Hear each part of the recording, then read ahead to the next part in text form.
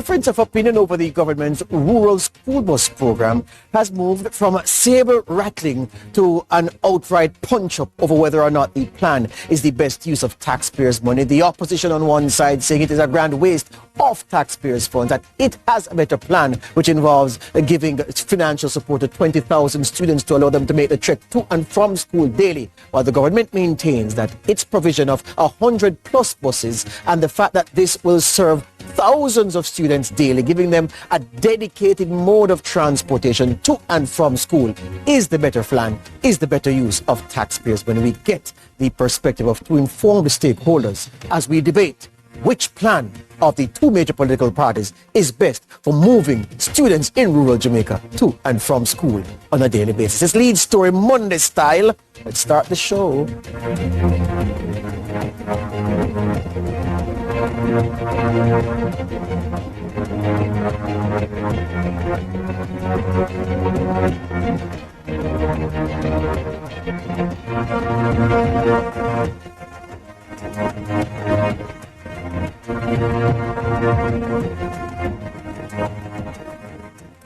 Good afternoon and welcome to, good evening and welcome to Lead Story on this Monday. My name is George Davis. So good to have you here.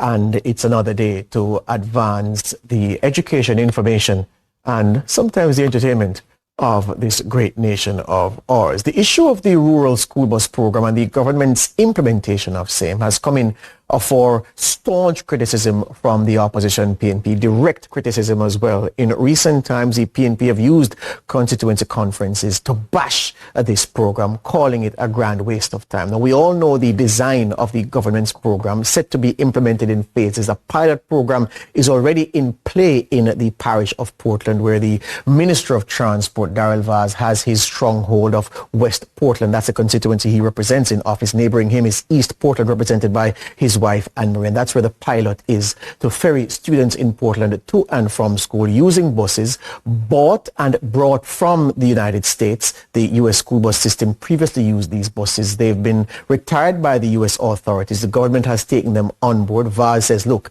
these are buses that are used, obviously. They have 100,000+ kilometers on the odometer in some cases. But he says the engines of these buses have a maximum life of 500,000 kilometers. So at 100, 130, there is still a lot of useful life left on the buses, according to Vaz's explanations. And so they are useful for the Jamaican authorities until such time that they need to be replaced. He said 100 will be pressed into service from September, the start of the new school year, and 10 will be kept in reserve to replace those that are in need of servicing or the most serious repairs, so that there is no fall off in the fleet as phase one of the program is being implemented. He's outlined a very coordinated link between the various stakeholders and entities involved in the school bus program, from wardens on the buses retrofitted with the tracking technology to allow parents and guardians to track real-time the movements of buses, principals having a direct line into the person operating the bus,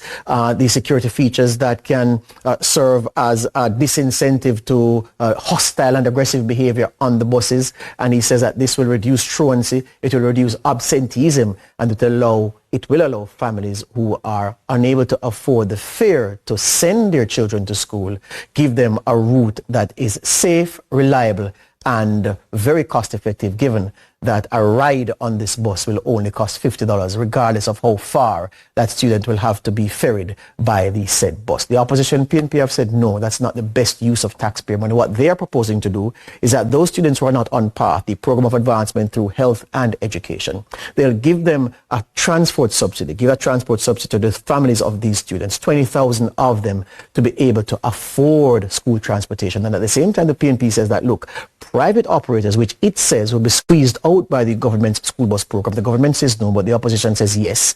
They will squeeze out private transport operators. The PNP is saying, well, rather than squeeze out transport operators, what we will do is to help them to refleet, to develop the fleet that they have, to be able to better serve the adults that they take right throughout the day, they transport right throughout the day, and also be able to have the kind of vehicles to allow them to pick up the children as well and incentivize them to carry the kids. That's effectively what the opposition says its plan is. And according to the opposition, this is a better spend of taxpayers' money, and they say it's a superior plan to that which has been put on the table and is in implementation now from the government's perspective. It's a battle over which plan you believe in, and it's one of the key themes, the key debating points as we head into the general election season. We'll hear from our guests after this break.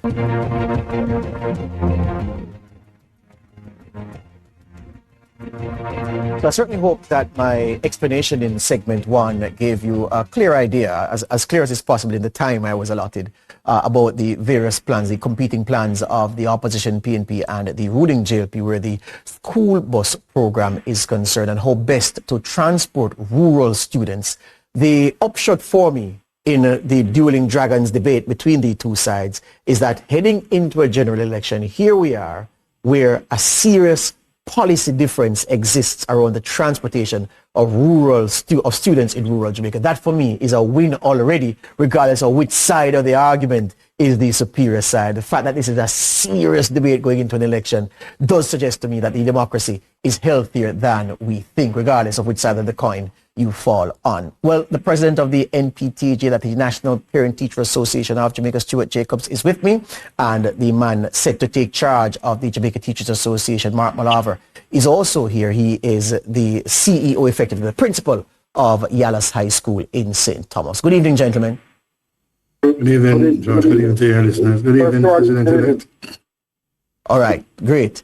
Let me start with the JTA President-elect. Where do you stand on this debate, Mark Malaver, over the rural school bus program as outlined by the government, as being implemented by the government, relative to the proposal, the plan that the PNP have put on the table? Well, first let me start off that I absolutely agree with you that in terms of this matter being a serious matter for consideration in terms of the debates that are out there. Certainly, I find it to be healthy, and I find it to be quite interesting. It shows a level of critical thinking that I have not seen in a long time as to how it is that you solve the issues that are plaguing our education system. By and large, one of the major issues that are plaguing our education system has to do with the punctuality levels of the students, particularly for rural schools. You find, and you'll find in many of the NEI reports, that punctuality in the rural schools is a major issue and a major point of concern. In previous dispensaries, well, the government currently has a system in place with some rural high schools where they provide the funding to the schools to help with the transportation of students, particularly part students. But in all honesty, even though that is there, especially for those schools who utilize their buses, they are not going to be driving down the road and see a student that is not on part and don't take them. Yeah?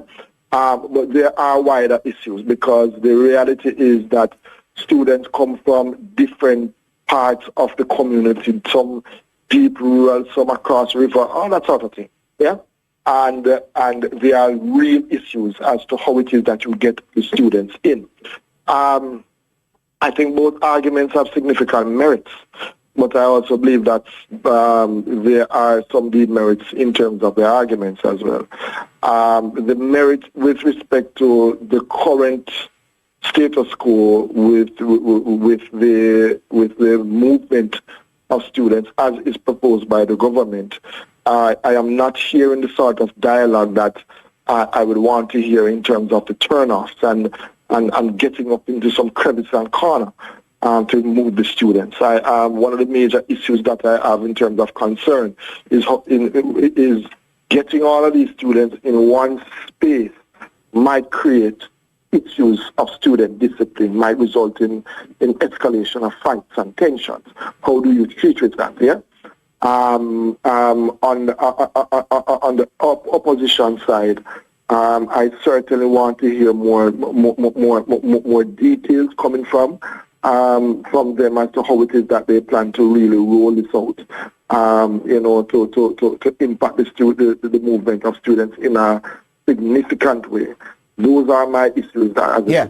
Let me hear, Stuart Jacobs, your evaluation of the plan in train from the government. The pilot phase 1 is well underway, and they've said what they will do come September, now that the buses are here, versus the proposal that the PNP have put on the table as a counter proposal to solving the issue of transporting students in rural Jamaica to school. Thank you, George. 2 years ago, the NPTAJ, in our press release, at the beginning of the school year, we asked for a dedicated, you can recall, a deliberate and dedicated bus service to move our children from one place to the next. And we did it again in 2025, at the beginning of the school year, 2024, sorry, beginning of the school year. And finally it's happening.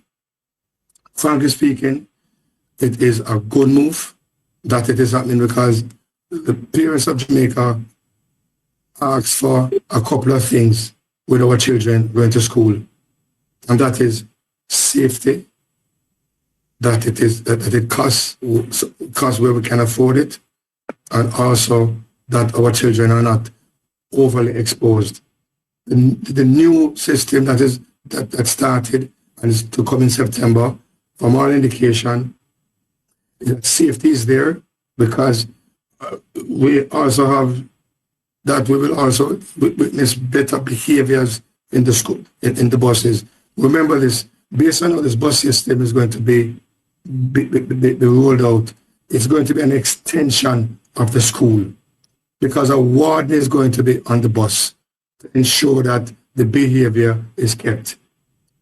That lewd and slack behaviors that happens on the public transport as it exists now, our children are not going to be exposed to it. What is being proposed is something that I am trying to figure out. And because the parents of Jamaica are trying to move away from the taxis. We're trying to move away from the buses that play the loud music and the adult conversations and the disregard of our children, where physical advances are made of our girls while they're traversing these taxis and packed up like sardines, moving from one place to the next. It affects the teaching and the learning experience for every single child who takes a public transport. Here, no, hold it right there, Stuart. Hold it right there, Stuart. I have to take the time signal and come right back. I'll give you the chance to finish up after this break. This is Lead Story Monday Style on CVM TV.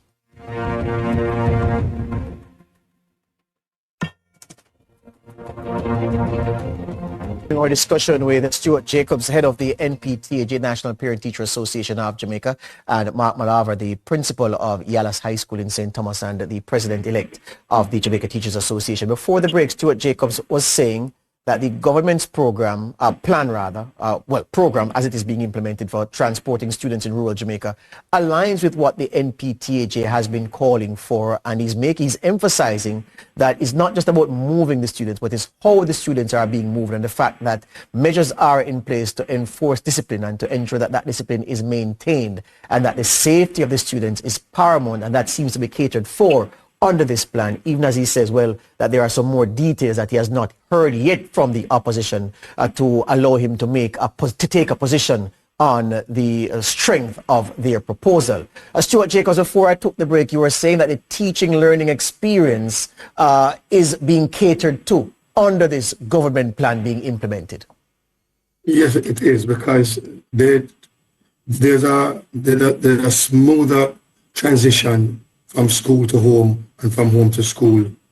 Also, the fact that there's not that added distraction of the adult music that is played, and also the adult language and conversations that are had with unconscionable adults while our children are moved from one place to the next.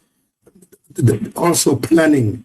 These buses will have tracking devices in it, and therefore that added safety and comfort is there. Parents can now plan adequately what time their children will move from one area to the next.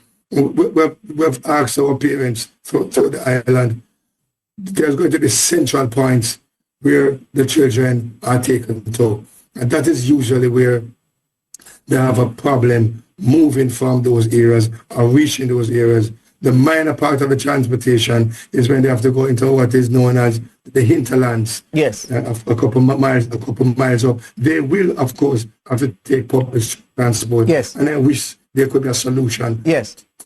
And that's where Mark Malaver had some reservations about the government's plan. So, Principal Malaver, would you agree that based on the feedback from your teachers, I mean, you were in the classroom yourself, now you are the most senior administrator there, but do you get from your faculty that students are flustered, that their mindset is not quite right, given the ordeal, and I use ordeal pointedly, the ordeal that many of them have to endure to get to your school day in, day out?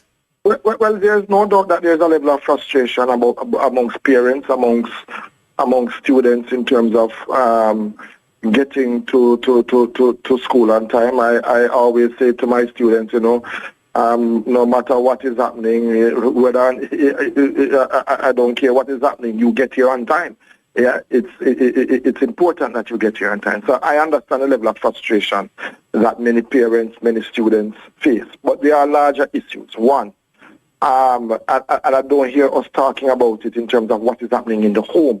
Why are the students getting up early enough? Are they being supervised well enough? Are they being disciplined well enough to know that they must get out there by 6 o'clock to get the bus? That is something that I'm not hearing the conversation about, because notwithstanding the fact that these facilities are being provided, many of these students are not going to necessarily take up these take these buses. Principal, if we're guided by what the pilot is showing us so far, and you raised some very important questions. The pilot is showing us that the students are waking up to get to the collection point, at least in the small sample space that we have to operate in. But there is a genuine concern I'm sharing with you about broadly across the island, when you increase the reach of the bus program, if there'll be that discipline. But perhaps it is, Principal, that in answering that question you could say, well, rather than waking up early to go wait for eternity and gamble on getting transport, now you have a dedicated mode of transport, so it incentivizes you to get to the collection point. Maybe we could look at it that way. Yeah, and I accept that, and those are, in all honesty and truth, these are things that must be considered. There is, however, a demographic of students, colleagues, that no matter what, they are not going to want to take these buses, They rather wait on the loot taxis. They rather wait on the loot buses for whatever reason. It requires, and yes, these things are being put in place, but it requires a wider approach to this thing in terms of getting the students to understand the importance of getting to school on time, instilling a certain level of discipline in them. Again, I hear the point about the wardens and that sort of thing. But Stuart, let me tell you something, man. There are some realities that are happening on the ground, you see, in terms of what happens after school and the level of supervision that takes place after school that we are not contending with. And I believe we need to be a little bit more practical. We need to have that dialogue more. We need to have that discourse, that robust discussion in terms of coming up with the solutions and not necessarily be euphemistic. In terms of overly euphemistic in terms of the outcome. And so, Stuart Jacobs, Mark Malaver just opened a line there that I wanted to pursue. Because isn't it true then that with all of the elements that are built into this government plan, it will also need the support of, I don't want to call them truancy officers, but maybe that's the best descriptor for them.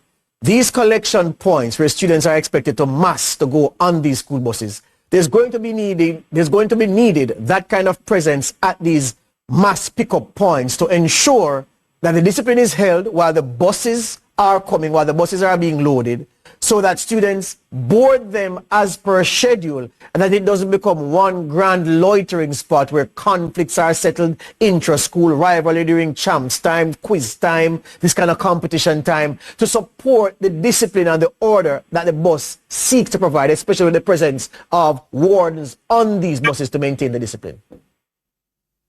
These are ongoing problems that schools have been trying to fix. The NPTAG has been very vigilant on that and active. I'm certain that the government and governments before have tried to stem that. But what we need to look at is the litmus test, the test. What happened in Portland has worked.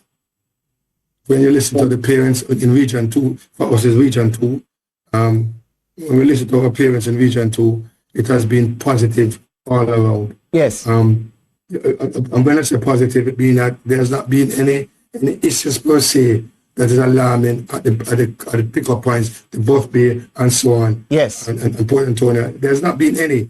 Now, if we can use what has happened in Portland as a pilot, yes, and we'll spread it through the island, or whatever it is, the nuances that have been there, we address them as we move along. Yes. It should happen, because we need to look at the bigger picture. Yes.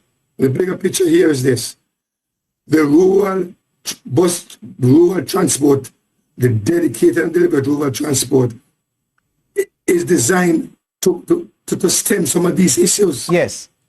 Because the buses are going to be on time, the buses are going to be retrofitted for children, and therefore when the buses come, the children will naturally go on it.